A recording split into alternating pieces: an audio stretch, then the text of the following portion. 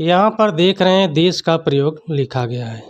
तो देश का प्रयोग कब और कहाँ कैसे होता है, तो चलिए हम लोग देखते हैं। देश का अर्थ यह होता है, इसका प्रयोग पास की एक वस्तु के लिए किया जाता है। चलिए हम लोग उदाहरण के माध्यम से देखते हैं। तो सबसे पहले देखेंगे हम यहाँ किसका माने यह होता है, तो देश माने यह होता है। इसके बाद हम अगले वीडियो में पहले ही बता चुके हैं, दिस और दैट के साथ सहायक क्रिया इज का प्रयोग होता है। और यहाँ से भी स्पष्ट किया जा सकता है। लड़का है तो केवल एक ही लड़का है, इसलिए भी इज का प्रयोग कर सकते हैं। लेकिन फ़िलहाल हम लोग देख रहे हैं सहायक क्रिया दिस के साथ इज का प्रयोग करेंगे।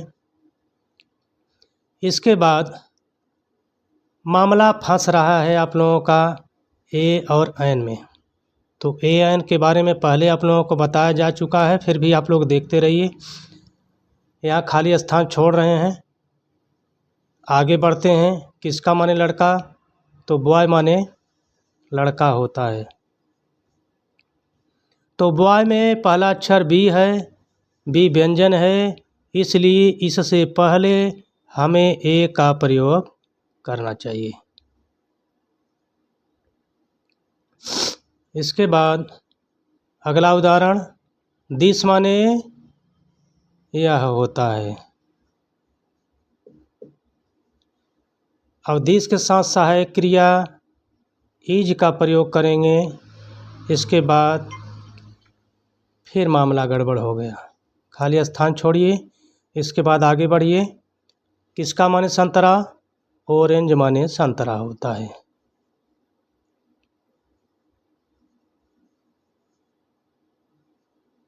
खाली स्थान है ना। देखिए ऑरेंज में पहला अक्षर ओ है, ओ क्या है, स्वर है, इसलिए हमें इससे पहले एन का प्रयोग करना चाहिए। फिर अगले उदाहरण में आप लोग चलिए। दिस माने यह होता है।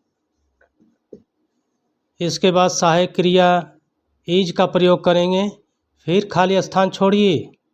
इसके बाद आगे बढ़िए। किसका माने कलम, पेन माने कलम होता है। तो पेन में देखिए पहला अक्षर पी है, पी व्यंजन है, इसलिए हमें इससे पहले क्या करना है, ए का प्रयोग करना है।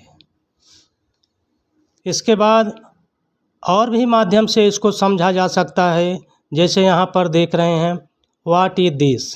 किसी वस्तु की ओर आप संकेत करके आप उस पर बोल सकते हैं जिसकी मीनिंग मालूम हो। जैसे व्हाट इज दिस, यह क्या है, तो आप लोग कह सकते हैं दिस इज ए चेयर।